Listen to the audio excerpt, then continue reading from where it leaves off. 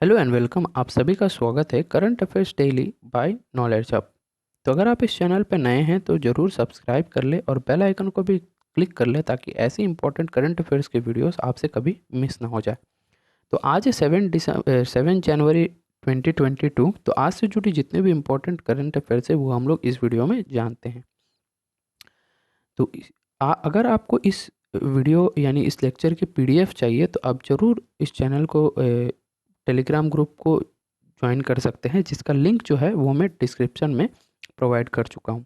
तो आइए स्टार्ट करते हैं 7 जनवरी से जुड़ी इम्पोर्टेंट करंट अफेयर्स।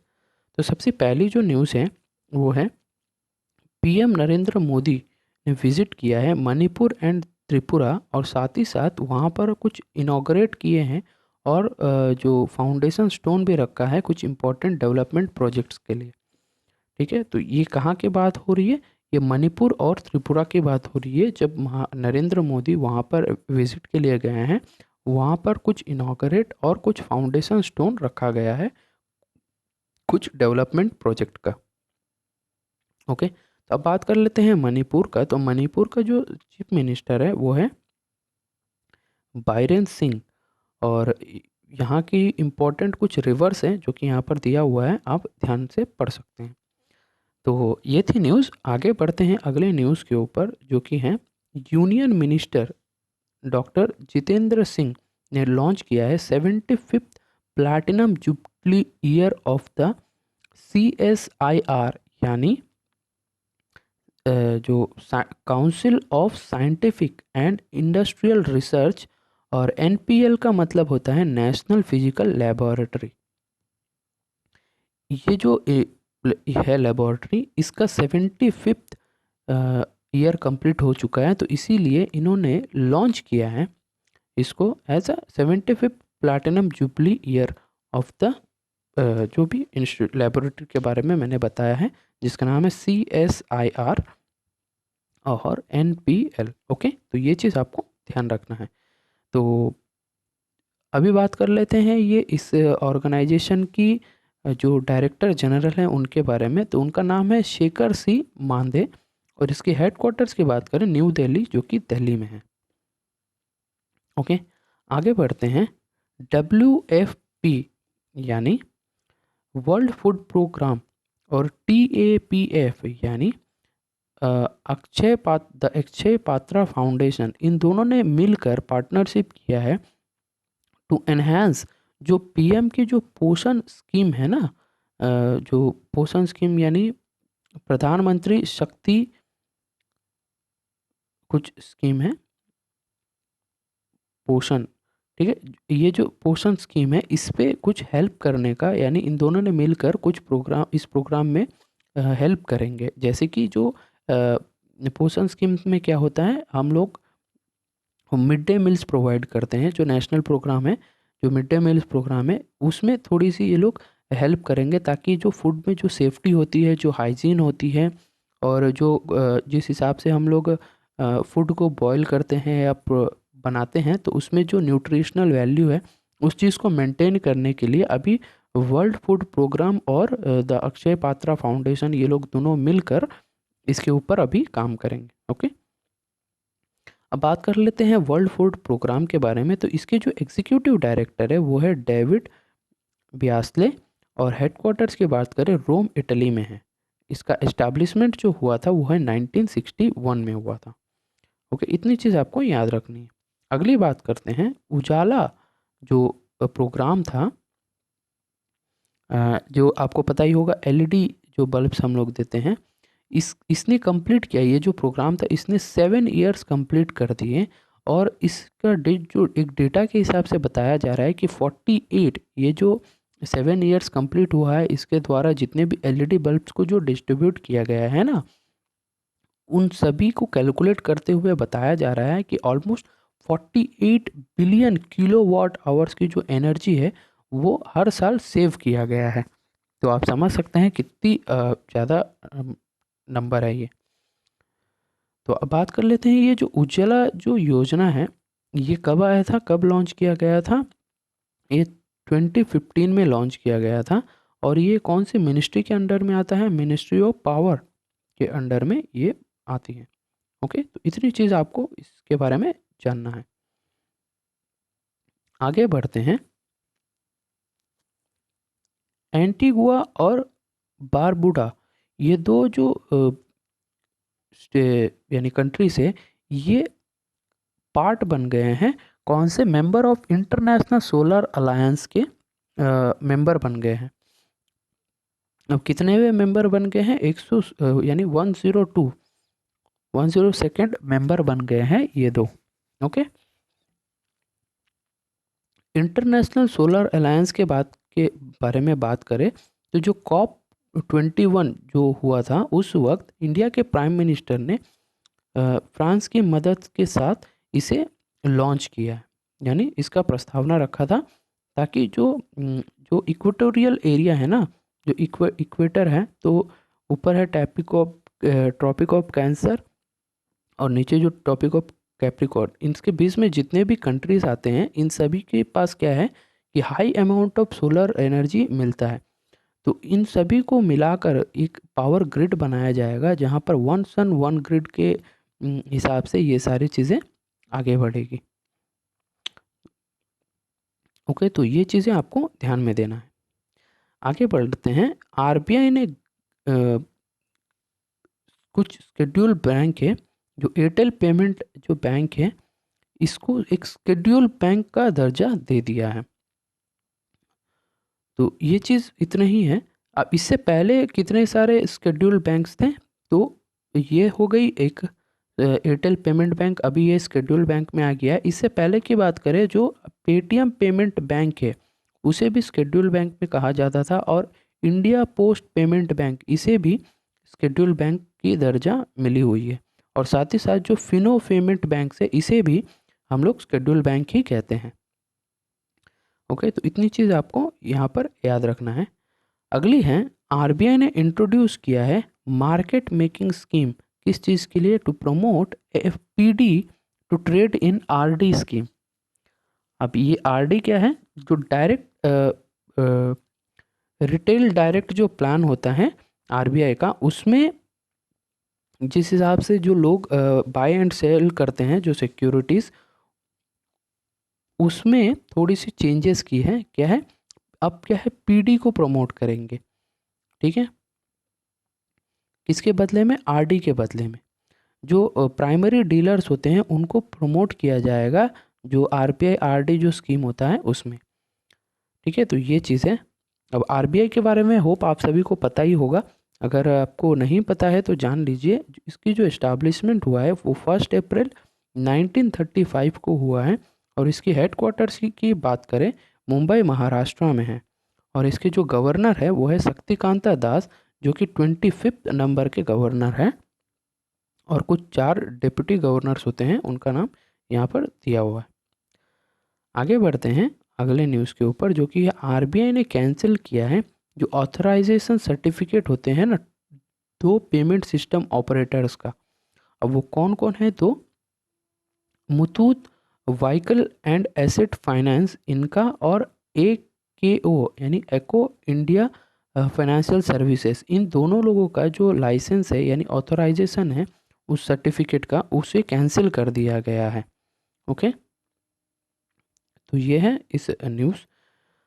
अब बात कर लेते हैं Muthoot vehicle and asset finance, इनके बारे में। तो इसको इनकॉर्पोरेट किया गया था 1972 में। ओके, और इसका नाम बदल के Muthoot vehicle and asset finance बनाया गया था। इससे पहले क्या था, Muthoot leasing and finance limited था। ओके, अब बात कर लेते हैं एको इंडिया फाइनेंशियल सर्विसेज की। तो इसका इस्टेब्लिशमेंट हुआ तो 2006 में। इसके हेडक्वार्टर से गुड़गांव हरियाणा में। इसके फाउंडर हैं अभिनव एंड अभिषेक। बात कर लेते हैं अगली न्यूज़ के ऊपर, वो है SEBI, ICICI and HDFC bank, इन तीनों ने मिलकर कंटिन्यू किए हैं to be the domestic systematically important bank. यानी जो इंडिया में जो बैंक्स हैं उसमें जो सिस्टमेटिकली इम्पोर्टेंट बैंक्स जो होते हैं ना, उसकी जो एक लिस्ट बनती है, तो उसमें SBI, से भी मैंने बोल दिया शायद, SBI, ICICI और HDFC बैंक, ये तीनों अपनी कंट्रीब्यूशन देते हैं। ओके, तो ये चीज़ आपको ध्यान देना है। इसमें देखिए उतनी इम्पोर्टेंट नहीं है, ना ही ये ऐसे कोई एग्ज़ाम में पूछी जाएगी, बट हाँ आपको जनरल नॉलेज के तहत इसे ध्यान में रखना है कि कौन से वो बैंक से जो आपको, ये देखिए 3 है बैंक्स, तो हो सकता है कि कोई चौथी बैंक आपको ऐड करके बोल दिया जाए कि वो कौन से बैंक है जो डोमेस्टिकली सिस्टमेटिकली इम्पोर्टेंट बैंक नहीं है, तो फिर आपको वो आंसर देना पड़ेगा। ठीक है, तो आगे बढ़ते हैं। एयरटेल एयरटेल ने क्या किया है, पार्टनरशिप किया है किसके साथ, HCIPL यानी Hawks communication India private limited, इनके साथ किस चीज़ के लिए, जो सैटेलाइट ब्रॉडबैंड सर्विसेज हैं, यानी ये अर्थ हो गई, तो हम लोगों को एटमॉस्फेयर में कुछ सैटेलाइट भेजा जाएगा। इससे क्या होगा, जो हम लोगों के अभी फाइबर ऑप्टिक केबल से जो इंटरनेट आती है, उसे छोड़कर डायरेक्ट अभी क्या होगा, सैटेलाइट के द्वारा आएगा। हम लोगों के घर के छत के ऊपर एक एंटीना बैठाया जाएगा, जिसमें क्या होगा, सैटेलाइट के थ्रू डायरेक्ट यहाँ पर नेटवर्क आएगा और उसकी जो वायर से हमारे घर में प्रोवाइड किया जाएगा, जिससे इंटरनेट मिल जाएगा। तो ये जो चीज़ है, इस चीज़ को एयरटेल ने पार्टनरशिप किया है Hawks communication India private limited के साथ, इस चीज़ को आगे बढ़ाने के लिए, इस प्लान को आगे बढ़ाने के लिए। तो अब बात कर लेते हैं एयरटेल के बारे में, यानी भारतीय एयरटेल के बारे में। तो इनके जो managing director and chief executive officer है, जिनका नाम है गोपाल वित्तल, और इसके हेडक्वार्टर्स की बात करें न्यू दिल्ली, जो कि दिल्ली में है। बात करते हैं हॉक्स इंडिया प्राइवेट लिमिटेड की, कम्युनिकेशन इंडिया प्राइवेट लिमिटेड की। इसके जो प्रेसिडेंट और मैनेजिंग डायरेक्टर हैं, जिनका नाम है पार्थो बैनर्जी, और इसका हेडक्वार्टर्स की बात करें गुरुग्राम हरियाणा में है। तो आगे बढ़ते हैं। अगला है, साउथ इंडियन बैंक ने जीता है UI path automation excellence award 2021 for best automation. आपको पता ही होगा UI और UX ये क्या है, एक इंटरफेस को डिज़ाइन करने वाली एक सॉफ्टवेयर है। इसकी एक ऑटोमेशन एक्सेलेंस अवार्ड हुआ था, उसमें क्या है, साउथ इंडियन बैंक को साउथ इंडियन बैंक ये जो अवार्ड है वो जीता है, इसमें बेस्ट ऑटोमेशन की जो टेक्नोलॉजी होती है उसमें। तो ये चीज़ आपको ध्यान रखना है कि साउथ इंडियन बैंक ने UI path automation excellence award 2021 में बेस्ट ऑटोमेशन अवार्ड कौन जीता है, साउथ इंडियन बैंक। तो अब बात कर लेते हैं साउथ इंडियन बैंक के बारे में। तो इसके जो CEO हैं वो है मुरली रामकृष्णन, और हेडक्वार्टर्स की बात करें त्रिशूर केरला में है, और इसकी जो टैगलाइन है वो एक्सपीरियंसिंग नेक्स्ट जनरेशन बैंकिंग, ये है। ओके, तो ये चीज़ आपको ध्यान रखना है। अगली न्यूज़ की बात करें तो इंडिया की एक न्यूमरोलॉजिस्ट हैं JC चौधरी, उन्होंने अचीव किया है first Guinness world record on numerology, और ये 2021 की 2022 की पहली रिकॉर्ड है। ओके, तो इसमें क्या हुआ है, इनको एक अवार्ड मिला है न्यूमरोलॉजी में, जिसमें ऑलमोस्ट 6000 पार्टिसिपेंट्स थे अलग अलग जगहों से, जिसमें से इन्हीं को न्यूमरोलॉजी में प्रथम स्थान, यानी प्रथम नहीं, अब तो इनके नाम पे गिनीज वर्ल्ड रिकॉर्ड भी है।